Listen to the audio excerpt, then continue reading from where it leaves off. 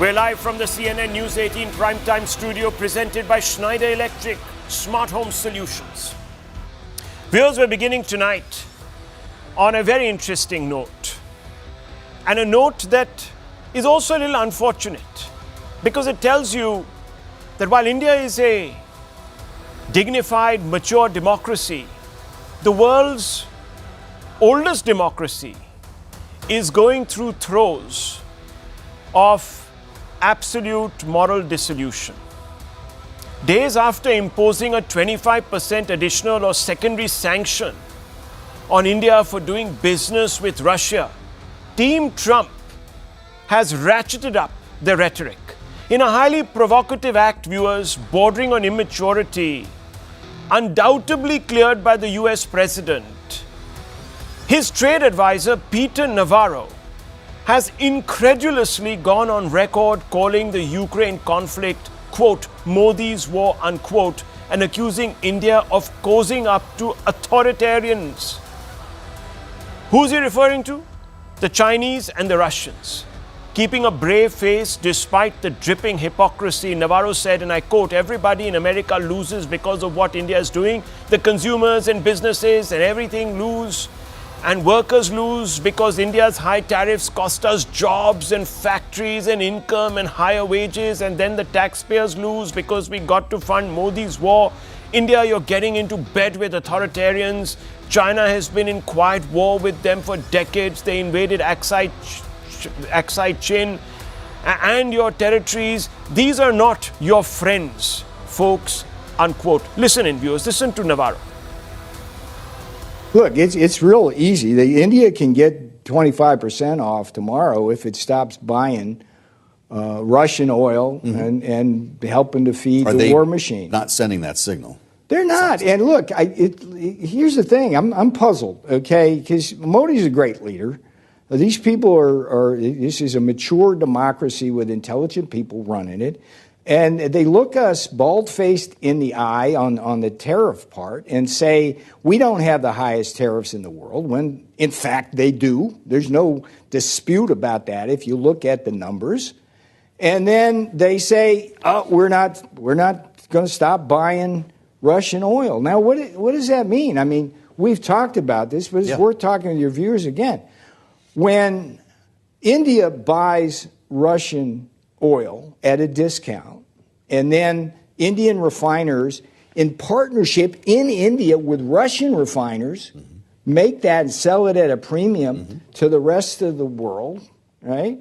Russia uses the money it gets to fund its war machine, kill more Ukrainians, and then the next thing that happens, of course, is Ukraine comes to us and Europe and says, give us some more money. So everybody in America loses because of what India is doing. The consumers and businesses and everything lose, and workers lose because India's high tariffs cost us jobs and factories and income and higher wages. And then the taxpayers lose because we got to fund Modi's war, okay? The road to peace runs at least partly right through New Delhi. War? I mean Modi's war. Let me ask because the road to peace runs in part through New Delhi. The authoritarians, China, you've been at quiet war with them for decades. They invaded Aksai Chin and all your territory. These are not your friends, folks, okay? And the Russians, I mean, come on. Viewers, look at the hypocrisy here. Trump's own record is drenched in double standards. Just last month, Trump granted China a 90-day extension on tariffs. And here are some hard facts, viewers. I'm going to put them out on the screens for you. A 90-day extension on tariffs, softening his own trade stance. Think about that, viewers. China buys even more oil from Russia. It's not Xi's war that Navarro is talking about, it's Modi's war. And they have the gall to take aim at India for buying discounted Russian oil. The EU and China continue trading with Russia freely. Viewers, EU is trading with China. Same Peter Navarro was frothing at the mouth about the European Union trading with China. He used some choice epithets back then. Yet Navarro, viewers, singles out India. And here's more. Just 3 days ago, Donald Trump praised North Korea's Kim Jong-un, dictator-in-chief of the world. And there, viewers, he was saying that he's a great pal of mine. That, we've had great conversations together about things that we should never have talked about. That's Trump on Kim Jong-un, viewers. We spent a lot of time talking of things we weren't supposed to. And he says this, viewers, in the face of South Korea's president who came calling on him. That guy was completely flabbergasted. He didn't know which way to look. Then 3 months ago, Trump even lauded Syria's interim president and once ISIS jihadi Ahmad al-Shara, and he called him a young, attractive guy, tough, a fighter. It's almost as if, viewers, Trump has some latent tendencies that he's not telling the world about. Let's not forget, he cultivated ties with Pakistan's generals, specifically one. Their self-titled, viewers, great field marshal, known sponsor of terror and self-professed genocidal hate monger. You should just hear him speak and the things he says about India and Hindus, viewers. He was Trump's lunch companion, viewers. They were having a working lunch together, if you please. And they even decided, let's call up Modi and invite him over. What are we talking about here? The hypocrisy has galled the opposition in the United States that has rallied behind India. Thankfully, there are some sane voices. Perhaps they should be in government. House Foreign Affairs Committee Dems have said, quote, instead of imposing sanctions on China or others purchasing larger amounts of Russian oil, Trump singling out India with tariffs, hurting Americans and sabotaging the US-India relationship in the process, unquote. India, for its part, is navigating a complex neighborhood, securing affordable energy without compromising democracy, and it's doing it, viewers, ironically, at the instance of the Biden government. That's not just pragmatism, that's altruism. Trump's flattery for dictators, delayed enforcement, and selective outrage is not diplomacy, it's callow transnationalism, viewers, and it's transactionalism. This is not the way a mature democracy that has about 350, 400 years behind it behaves. This is the attitude of schoolyard bullies. People whose frontal lobes haven't developed. Maybe they're still all 22. Viewers, let's open this up because this is going to make for some fascinating insights. And I might have taken a position, but I'm not pushing my guests into taking one. So let's have an honest conversation. Greg Swenson, chairman of the Republicans Overseas UK and Republican Strategist, is here with us. Mr. Swenson, China is not a friend of the United States. You just have to hear Trump in term one and Trump in the campaign trail and Trump about Quad, and you know what he means. But today, Trump is treating China like a best friend forever. And the Russians, you heard Navarro, I mean, come on, he says. Well, I'm sorry to say, but President Trump almost carries Putin's poop bag around. I mean, that's what it looked like. Red carpet and jets and, 21 gun salute. So it's okay for America to hobnob with poop bag carrying Putin. But it's not okay if India sort of exercises its strategic autonomy. What's going on here? I'm very confused. Maybe, and Indian viewers are too, and our nationalist hackles, at least some of theirs, are pretty raised. So explain to us why we are wrong and why it's Modi's war and not Xi's war and not Putin's war and not Biden's war. Well, I think this gets to a few things. One is that President Trump is looking for any way to stop this war. He's an anti-war president. He's settled 5 or 6 conflicts around the world already in just 7 months. So, I think you're always going to see him use any angle to try to get to peace. And in this case, he's being diplomatic, right? We are stuck with China. We have our criticisms of China. They are an adversary, that's for sure. But at the same time, we are dependent on them for some items like rare earth minerals, for example. And so that's just reality. So this is President Trump trying to be diplomatic. He doesn't kiss up to dictators. He negotiates with them. He exchanges with, he uses diplomacy, and that's what he's doing Are we here. on the same planet here, sir? I mean, Yeah. what No, was we he are. doing with King Absolutely. Jong-un? Yeah, look, he has nuclear weapons. He has to be dealt with. We can't just ignore. So he was the- going to the have North dinner Koreans. with him and deal with him? What was happening there? Was he going to look, talk him great- out of his weapons?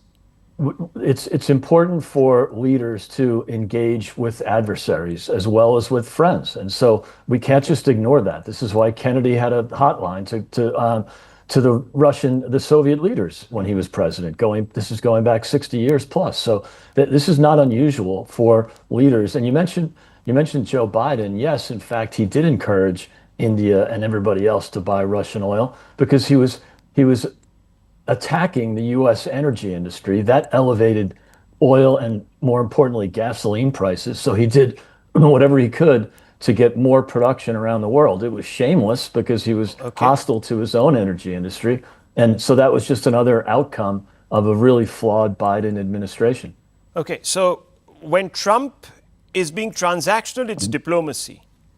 That's right. When India is being pragmatic and altruistic, it's a sellout. It's a betrayal. I mean, look, I know a lot of us have drunk the Kool-Aid that Trump has sort of spread around the world. But come on, I mean, are we infirm in the mind? I mean, this is not kind of sounding.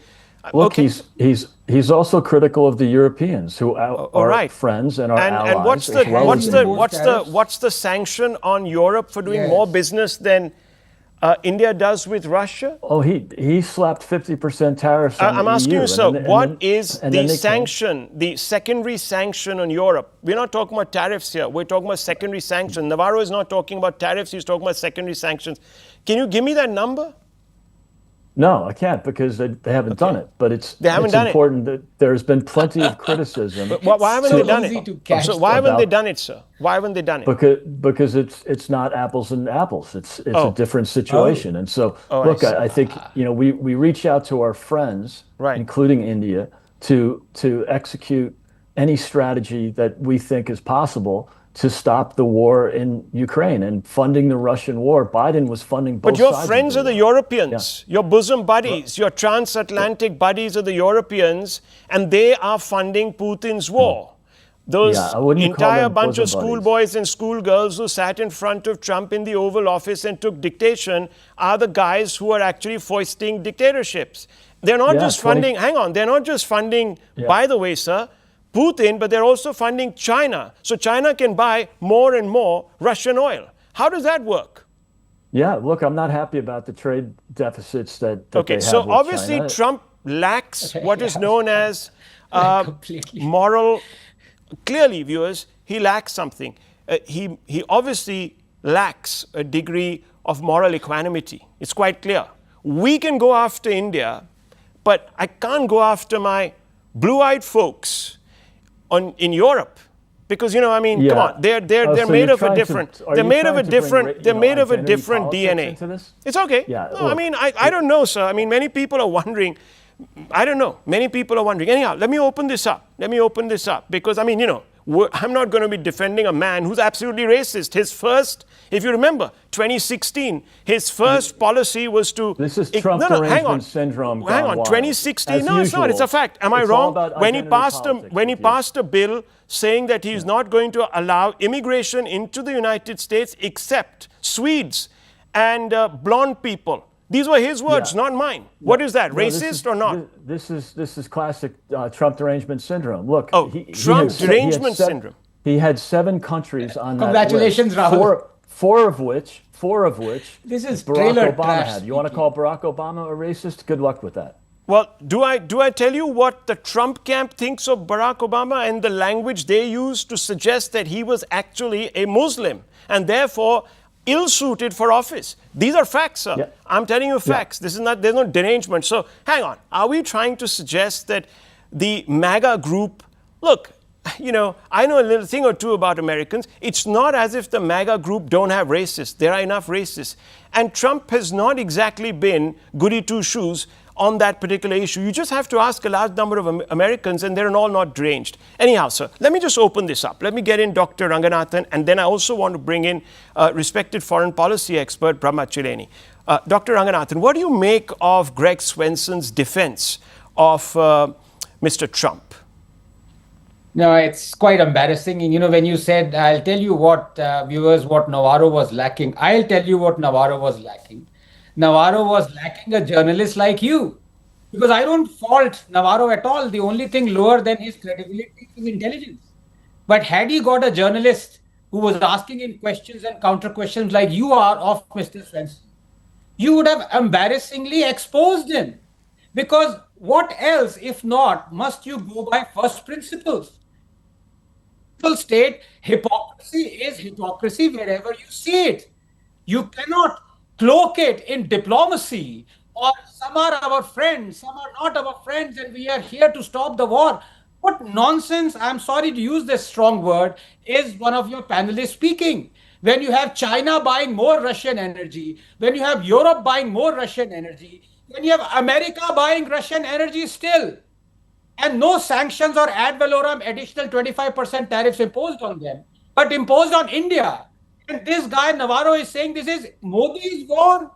And you have a strategist out here who was actually, before you exposed him, he was completely in Navarro's square. Until now, I think he's kind of embarrassed, and now he's kind of shifting his positions a bit, which is good, because he must always go by first principles. Sir, you are a strategist. You don't owe your allegiance to anybody else. So that's point number one. Point number two is, it is not Modi's war. In fact, I don't even go by the fact that we went by what Americans told us 2 years ago to buy Russian oil to stabilize the oil prices. We were buying Russian oil because in the last 2 years, we have saved $26 billion. And that has gone into our welfare schemes, and that has helped millions, hundreds of millions of Indians. If Trump can think of Americans first, why can't India or Modi think of Indians first? In fact, by buying Russian oil for the last 2 years, we have kept the inflation in check cumulatively by 1.47%. It is important for us. Inflation is at a 12-year low in India, which is unprecedented. So please preach to Trump about double standards. Don't come knocking at our door and telling us what to do and what is in our strategic interest. Okay. Professor Chileni, what do you make of Navarro's exposition here? As ridiculous as it was, perhaps, as far as logic was concerned.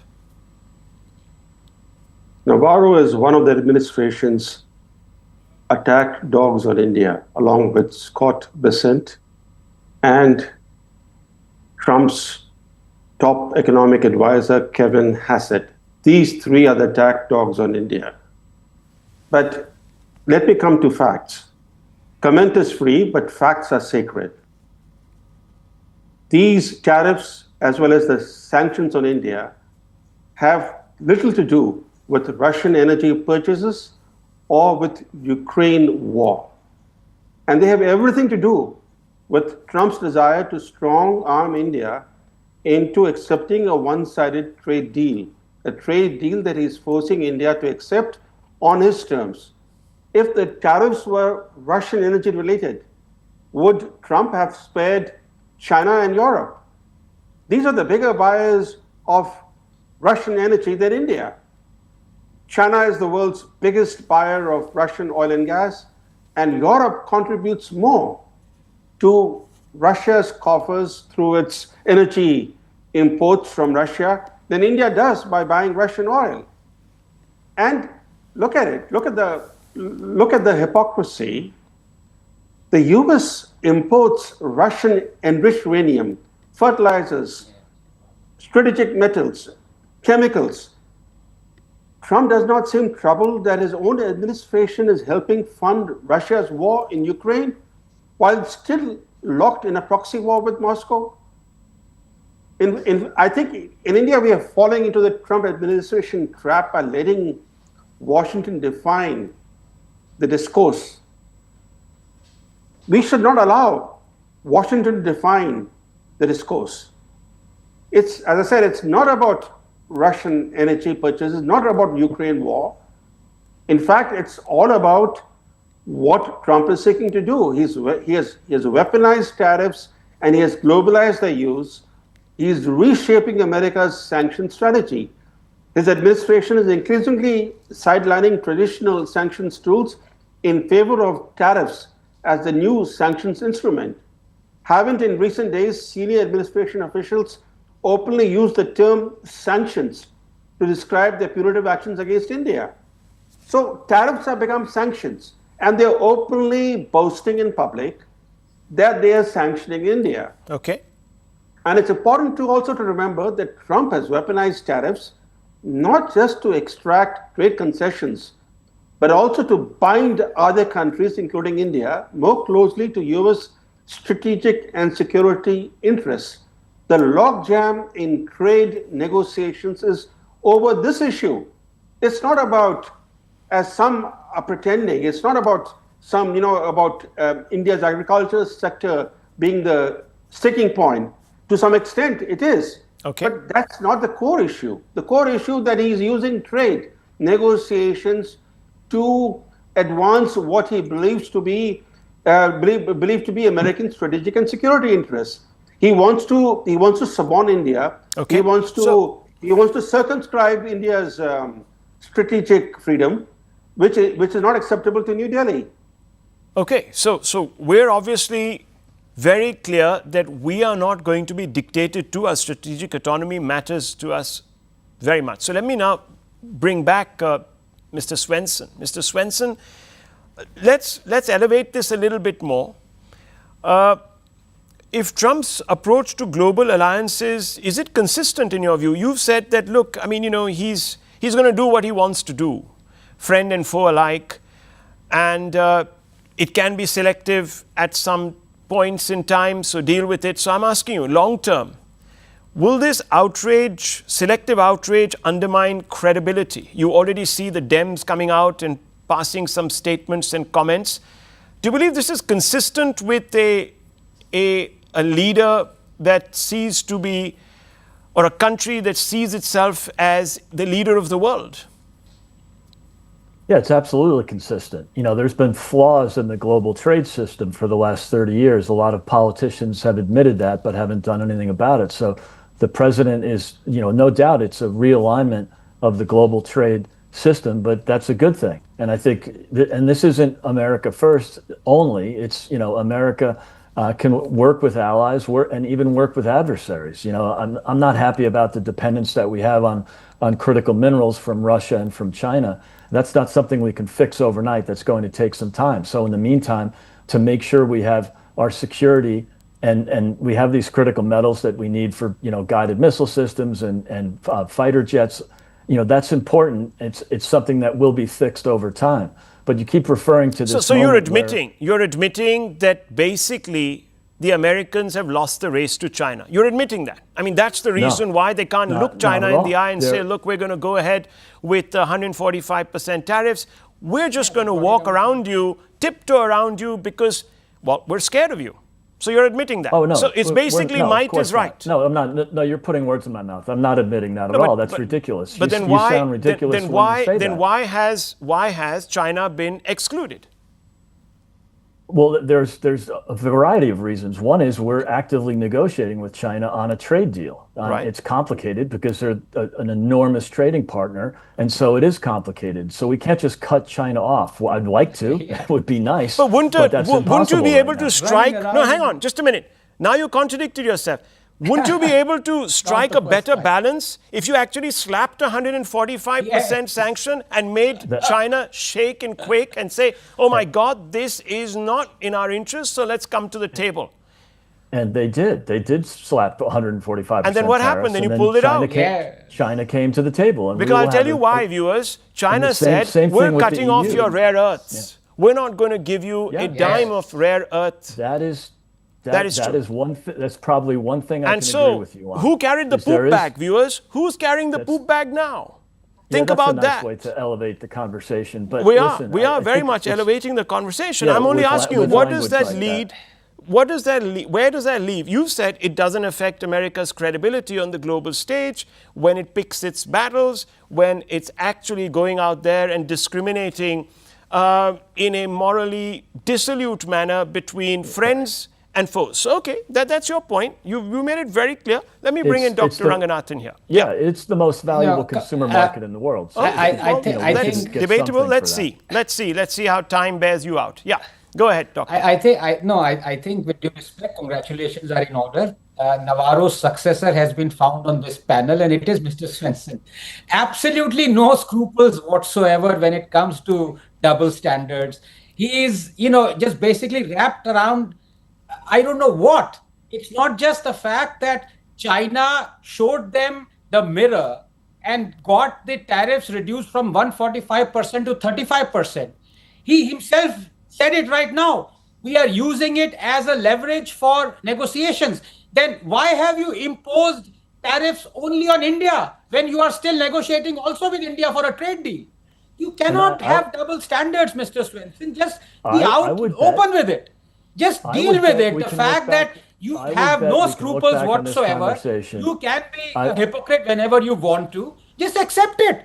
And we would value you even more. Because then you would be saying what the truth is. Right now you're saying, oh, well, we are morally upright. We have this moral high ground. And, you are sponsoring Putin's war. Please, just say that you have double standards. And that is the way you deal with the world. That is the way you have dealt with the world after 1945. Just say it. Bring it out in the open. What's the problem? What's the problem? Say it. Yeah.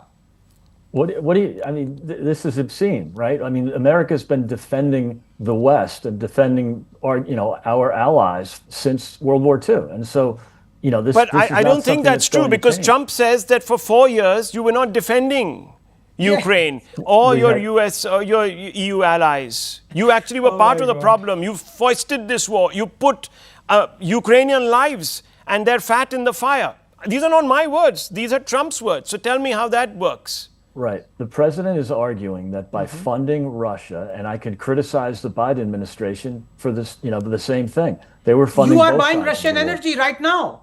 We are in a position where we have to still buy critical minerals from Russia because there's nowhere else to get them except US China. trade has increased by 20%. Putin admitted it. Is he lying? Is Putin lying when he says ever since Trump came on, we've increased our trade by 20%? Well, he's admitting it actually. For the United States, it's a rounding error. Okay, so it's statistically. It's a rounding error. But what Russia is doing? It's actually it's not a rounding error. It's a confounding error. Let me tell you, Mr. Svensson, confounding error. Would you doubt? Can we agree that Russia is funding this war with by exporting oil? I mean, I think that's pretty clear. And you are buying it. But you are buying it. We're not buying a lot of Russian oil. We're buying a bit of it. A lot. The United States is the biggest. Why should you even buy one drop of it, sir? On principle. I agree. So America is equally complicit.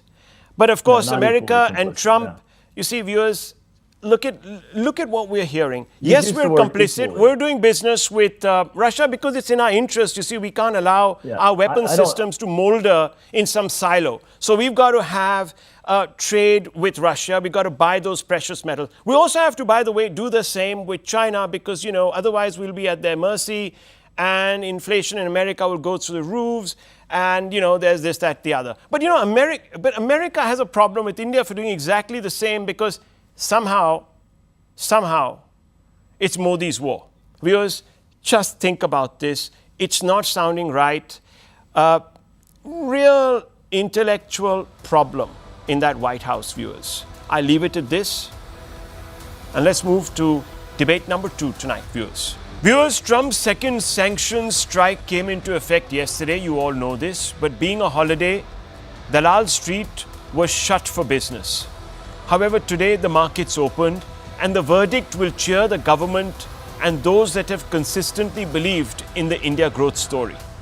Markets have shown little volatility, passing the first big test. Perhaps assurances from the government or Sarkar playing down the impact, urging calm has had a soothing impact. But despite these streets' resilience, a reflection perhaps of overall sentiment, critics from Kejriwal to Congress leaders fire barbs over potential economic fallout. Jairam Ramesh, a Congress leader, has come out and said, and let me quote him, the Trump double tariff has come into effect, this will undoubtedly hit our labor-intensive exports in the US, especially textiles, gems and jewelry, leather, marine products and engineering as well.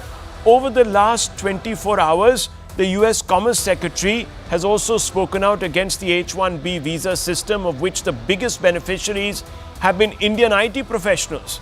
This has been one of the key demands of the MAGA base of President Trump, the same MAGA which Prime Minister Modi in February this year used in his supposedly winning formula, MAGA plus MEGA equals MEGA. This Modi-made MEGA has now become a maha headache for India, unquote. These are the words of Mr. Jairam Ramesh. Kejriwal has also jumped into this, viewers. He says, and I quote, we should impose 100% tariff on America. Are we a weak nation? This is a country of 140 crore people. We have a huge market. India used to impose 11% duty on cotton imported from America. This meant that American cotton was costlier than homegrown cotton. But the Modi government has decided to waive off this duty from August 19 till September 30th. This means that textile industries will get cheaper cotton, unquote. Viewers, it's almost as if Modi has surrendered. In the words of someone like, or in the mind's eye of someone like Kejriwal. But perhaps many ignore the fundamentals. And these are some that suggest that it's not all gloom and doom. And viewers, these are some hard facts. Let me share them with you. I have always done so in the interest of us being able to see through the spin. So S&P, viewers, no fan of India, by the way, and it's been very, very uniform in picking out the faults when India hasn't done well, and of course talking up the story when things are looking bright. So S&P has upgraded rating to BBB on strong fundamentals. So it says that the fundamentals are strong. And remember, viewers, these ratings agencies take into account impending circumstance. Now let's talk about PMI manufacturing, which is at a 16-month high. FMCG, which is fast-moving consumer goods and vehicle sales, show robust domestic demand, rural boost and urban spending, good monsoon to aid growth. RBI surveys signal higher capacity use and business confidence. Headline inflation remains below 2% for July 2025. The government pushes capital expenditure in Q1 of FY26, which means that there is a degree of clearly industrial activity that it will stimulate. There's been a revenue rise, non-tax receipts, GST pickup in Q2. All of this, viewers, has been put out as part of the economic review, which is our source. These are authenticated statistics. There are also other important metrics, and let me walk you through some of them. Export goods and services up 4.5% year-on-year since July 2025. Core merchandise exports surged 12.7% year-on-year. Forex reserves at $695.1 billion. 11.4 months of import cover they will provide. Calibrated trade policy, expand markets, protect domestic. India has done deals, India, UK, CETA, and India, EFTA, TEPA. All these are ongoing FTA talks with multiple nations and blocs. All of this, viewers, is out there. This is all unimpeachable evidence. Are global analysts therefore underestimating India's grit, economic grit? Is the country's resilience being missed amid the tariff noise? Let's dissect the numbers, the politics, and the projections, because is Bharat proving yet again that it cannot be counted out? And I want to open this up this evening. Let's begin a conversation. Let me go straight across to Ajay Bagga first, the market expert. Mr. Bagga, I want to understand, many people, and you were there with us, and in the interest of continuity, I've called you back today again this evening. You said that the market has begun to discount. There has been work that has been done by the government to try and mitigate the impact of this. As you seem to be right, the markets really haven't responded in a manner that shows that they don't buy the government's assurances. So clearly something is working. What's working? No, overall, Rahul, in terms of the scale, you have to see $35 billion on a $4.2 trillion economy is very small. And out of that 35 billion, a lot of it will be transshipped, a lot of it will be used domestically. So it's not that it's a full write-off of the entire 35 billion. So that's one thing. Second, it's at the after about 5 months are over for the financial year. As you mentioned, there has been a lot of front loading of exports already. So if you see our goods exports to the US, they are up quite sharply for the first 5 months. And that's because of the front loading that our exporters did. So that's the second part.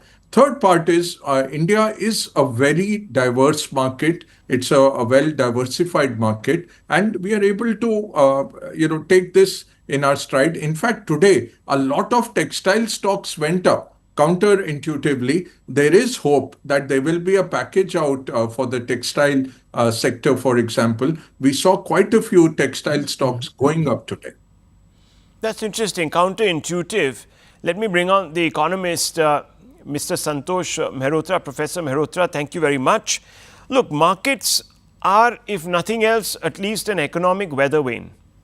And what you're seeing here is the lack of any real convulsion. And that perhaps suggests that, look, we're underrating India's resilience here. Maybe there is a little bit of politics that has sort of clouded the judgment of certain economic, experts. I don't know. But why aren't we seeing business as usual? Rahul, there is going to be an impact, and I think you're right, and Bhagat Sahab is also right, that the markets have already factored in the Trump tariffs. They knew that a deal was off the table. They also knew, the markets knew, that the war in Ukraine is not ending. It will be another few weeks, perhaps no more than 2 months or so before it's likely to end, in which case the situation is likely to change. And the reason why I say it's likely to end is because Putin has not agreed in the Alaska summit to a ceasefire, as no one expected him to do. He has all the military advantage, and he's going to press home. And the Zelensky regime will inevitably end up collapsing because neither the Europeans nor Trump are in a position to provide any further support. So that will change the situation on the ground, Rahul. And your general evaluation of the economy, sort of by and large, right. The fact remains that there is going to be an impact. How much of an impact, we will have to wait to see.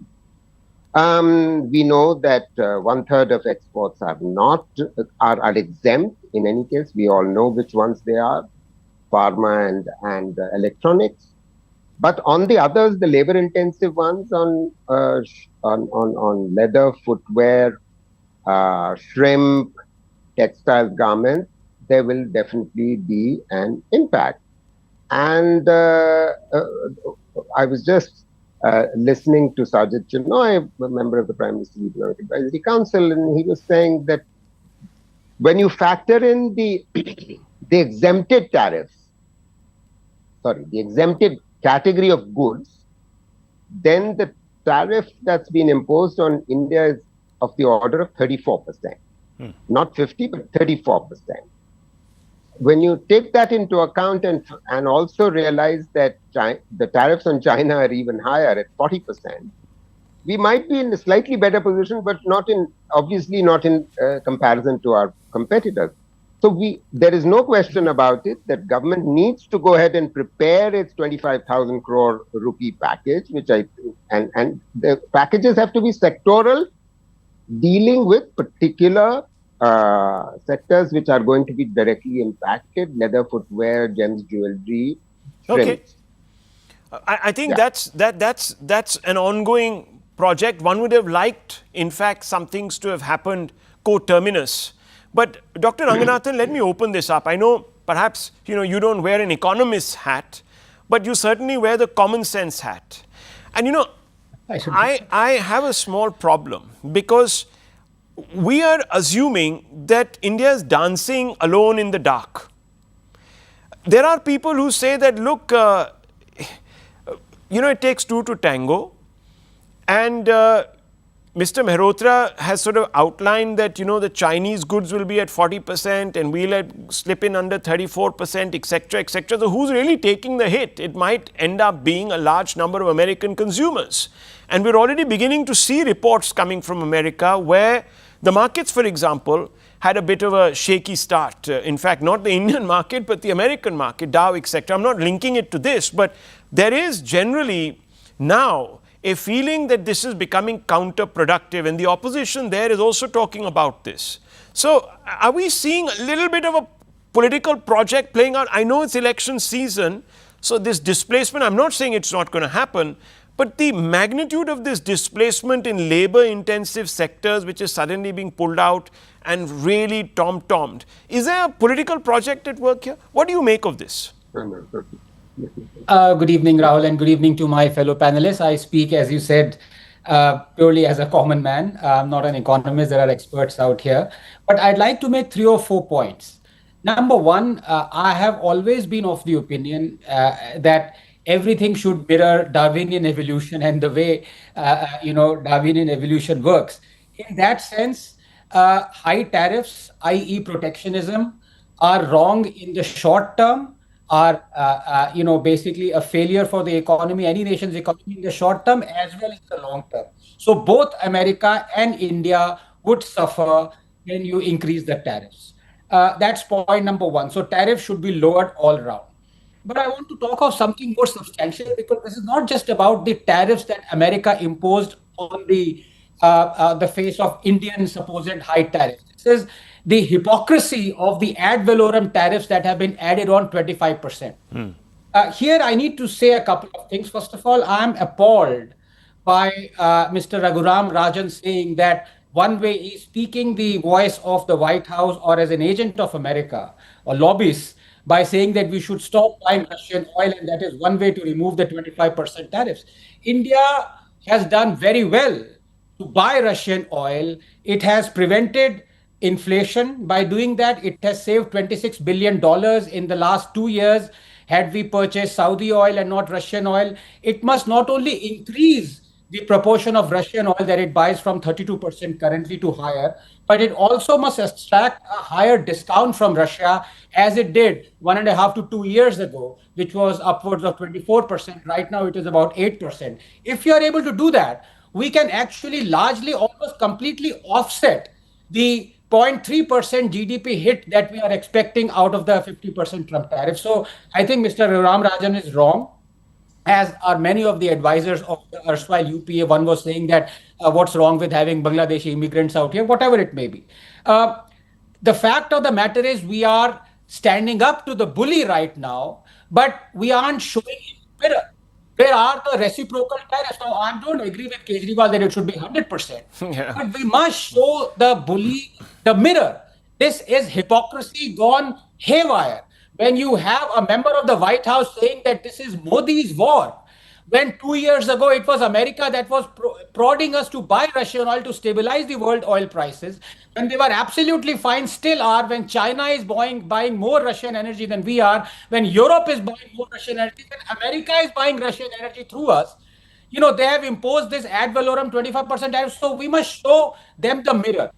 The fourth thing that, yes, I agree, we must have some kind of cushioning of the effect that maximum textile industry is going to face.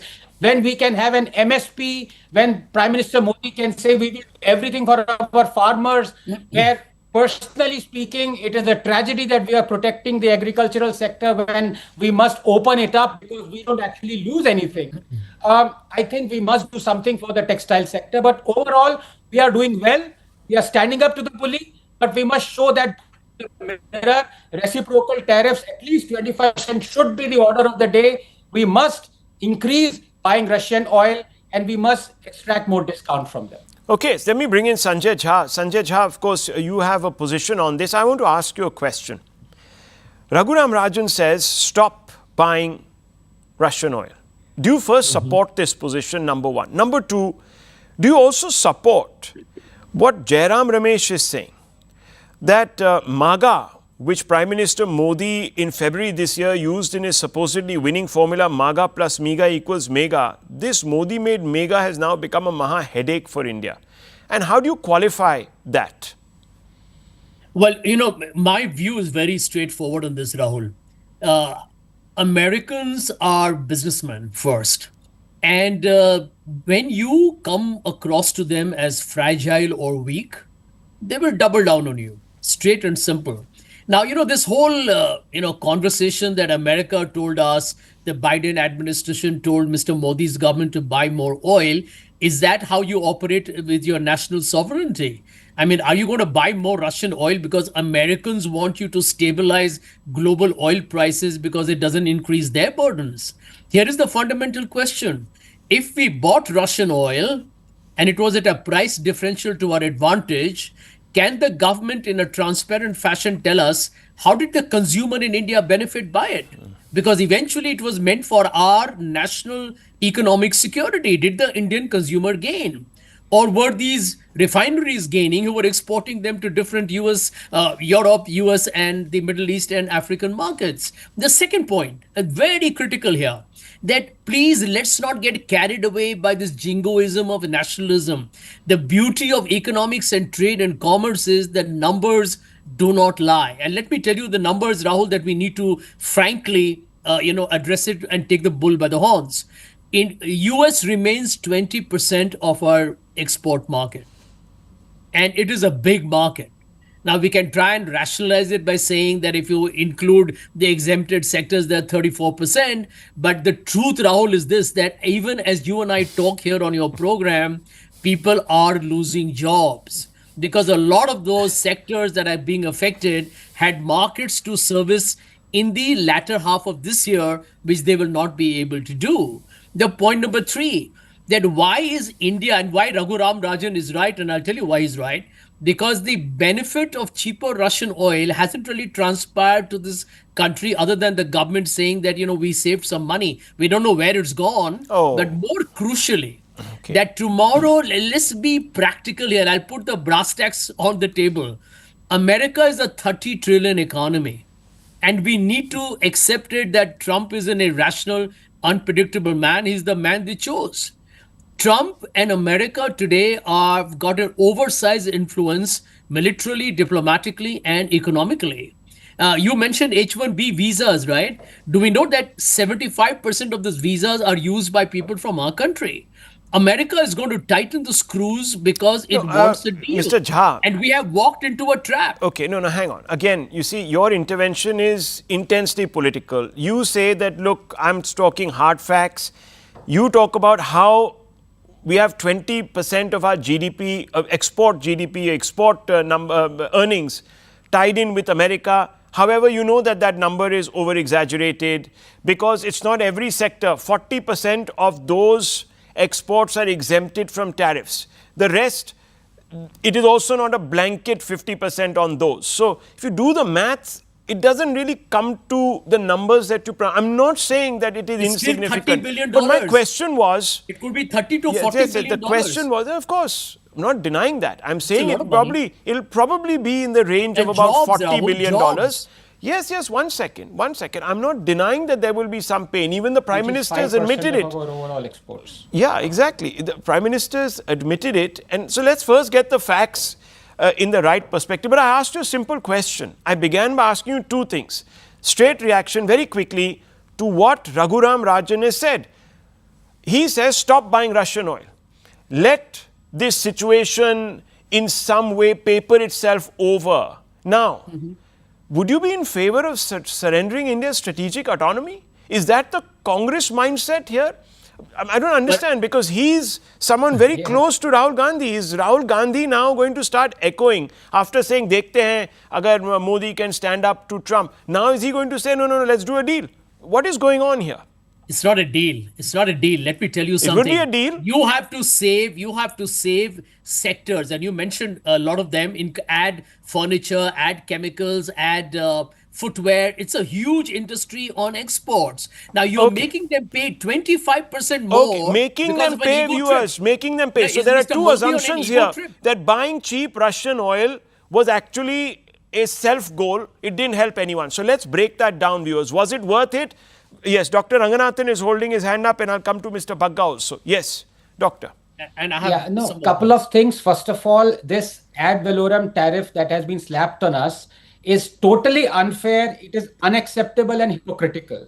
When, as I already said, it is not something out of our fault or our reckoning. There are still countries that continue to buy Russian energy that haven't been slapped with this tariff. Yeah. So we have to protest. We cannot just accept it. Number two, it is well known that the petroleum sector has been used by cash cows by governments cutting across party lines. When rupee dollar rate fluctuates and goes in our favor when oil prices decrease, it is not that the benefits are immediately transferred to the consumer. It's not. But the fact of the matter is, when the government saves money through the petroleum sector, it uses it for other welfare schemes. For example, the fact that 100 million toilets have been made are directly because of money that has been saved through other sectors. Now, inflation has been kept in check by as much cumulatively as 1.47% because of the money that we've saved by buying Russian oil. For us to say, Raghuram Rajan to say, well, we must listen to the White House hypocrites and stop buying Russian oil and listen to Trump and its hypocrites,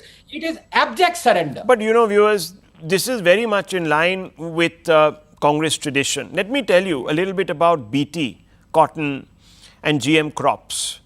While the treaty was signed in 2003 under Vajpayee, the Congress defended it all the way up to 2011, 2012. Finally, Jairam Ramesh, the man who's making this entire shindig again, is the one under public pressure who had to admit that perhaps it was wrong because it was not, this entire entry of Monsanto and company and all of that was wrong. And he came in to fight that battle. Today, viewers, we're hearing something very different. The same Raghuram Rajan who predicted that India will never grow beyond 5% is today 5%, the headline maker. Well, very quickly, Mr. Bagga. Yes. Yeah, Rahul, I would say the union budget is there. You can make out where the money is going. We have been spending 11% of our budget on infrastructure. So you are clearly seeing that welfare schemes, infrastructure development, that's where the money has gone. But I don't want to take on issue with any politician on your show. I'm an economist. So I'm asking you a simple question, Mr. Bagga. Was this buying and purchasing of Russian oil in vain? Was it a strategic mistake? No, it was a strategic move in keeping with our good relations with Russia, and we have continued it because it makes economic sense, Rahul. That is the... It makes economic sense, viewers. You can cut it whichever way you want to. Very quickly, Mr. Mehrotra, you were raising your hand. I have about a minute on this show now. Yes. It made economic sense when it did. Right now, the oil prices are such that the differential between Russian oil prices and international oil prices is small. So if we were to stop, and I'm not advocating that we stop, it would mean not a major shock to us. Okay. And but viewers, there are two other points. No, Rahul, I have to make two very quick points. Very quick, two sir. sentences. Please. Because the real lesson for us from all of this, you have been focusing, everyone seems to be focusing on the short run. We need to look at the long run. The first long run lesson we have to take away is this country needs an industrial policy. We need to become less dependent on a whole series of imports. Right. Secondly, and also including on the United States, the second thing is what this is teaching us is what Kissinger had taught us, which is the following. If you become an enemy of the United States, it's dangerous. If you become a friend of the United States, it's fatal. We have to go back to BRICS. We have to become closer to BRICS, which is what the PM is doing now. There is no getting away from Viewers, the basic bottom line that I would suggest that the government needs to do is to quickly step on the gas as far as reforms are concerned. There are the labor laws that have been passed but never notified. Why? Bring in those 3 farm laws now. Yes. Bring them back.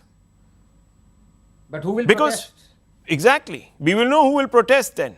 Doodh ka doodh, pani ka pani. I'll leave it at this, viewers. The hard facts were brought to you by Schneider Electric's Smart Home Solutions.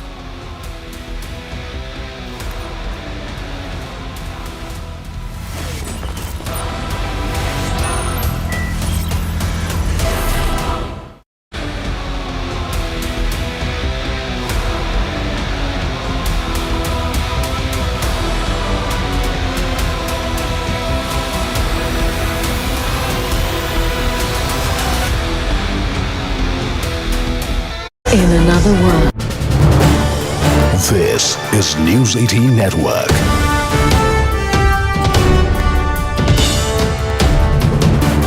India's largest news network.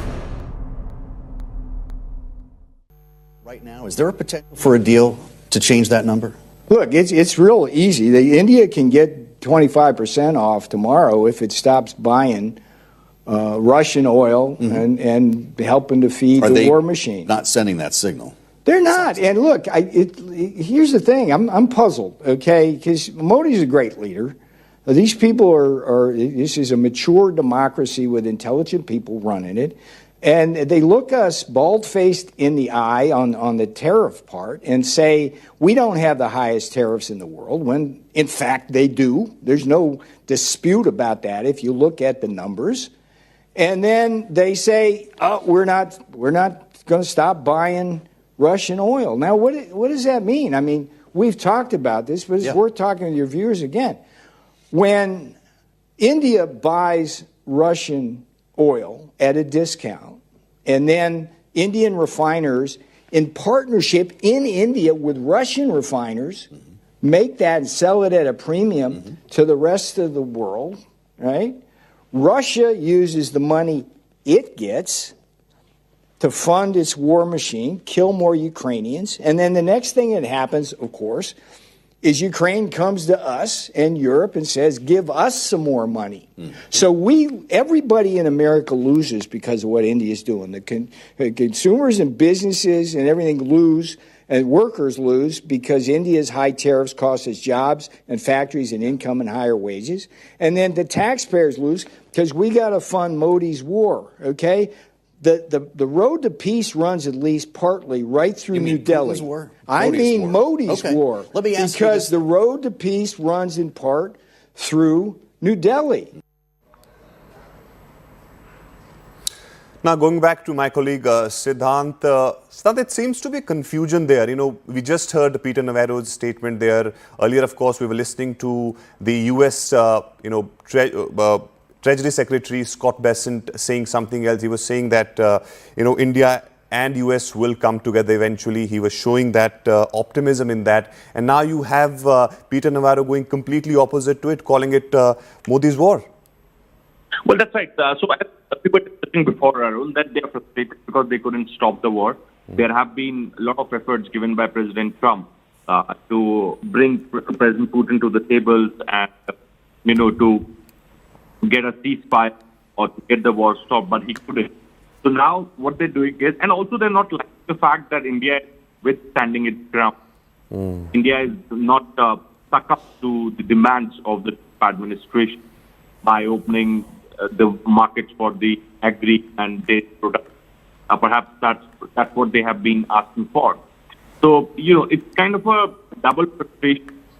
One, they couldn't stop the war in Ukraine, and the second, they couldn't get from India what they were expecting. And in fact, as you rightly said, yesterday Scott Bessent also said that India came early.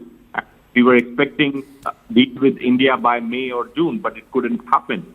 But Scott Bessent was measured what he said yesterday, and in fact he said that India is largest democracy. We are the largest economy. Perhaps one day we will come together. So but what Peter Navarro has said, perhaps calling it a Modi war, I expect that there's going to be a very sharp reaction coming from New Delhi. on this statement of Peter Navarro calling Ukraine conflict and Modi's war, because the fact is that China is still buying Russian crude. Europe has been buying Russian crude and energy from last 3 years. Since last December, there was an agreement, and the gas was being supplied, and it was Russia that was paying Ukraine to use the gas pipeline.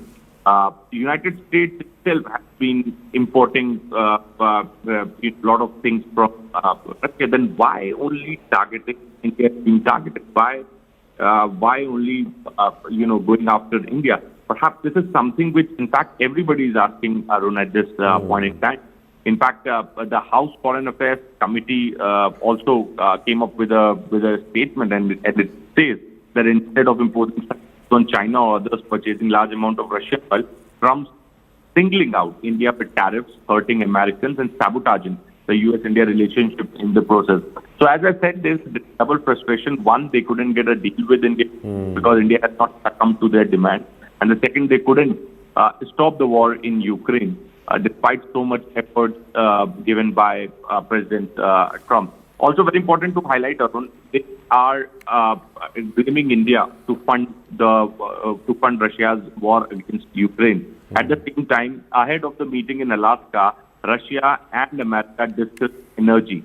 In fact, they discussed investments in each other's country.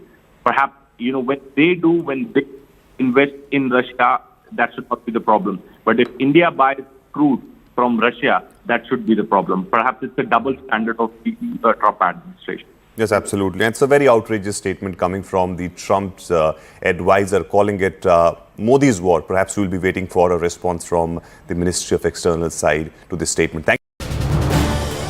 This is News 18 Network.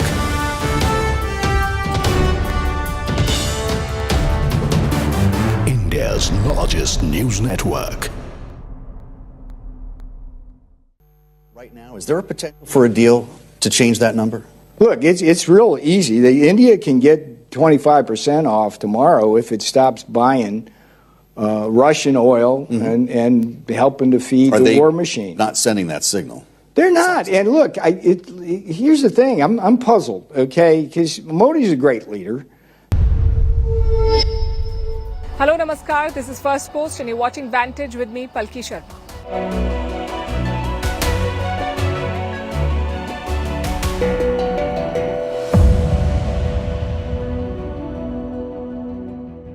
If the backdrop behind me looks a little different today, there's a reason.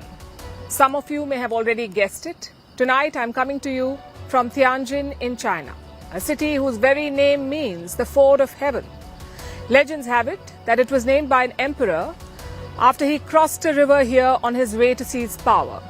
And Tianjin has always been a place of unusual stories. It was once home to 9 foreign concessions, meaning 9 territories leased to 9 different foreign powers. The Europeans built their own schools, churches, and even prisons here on Chinese soil.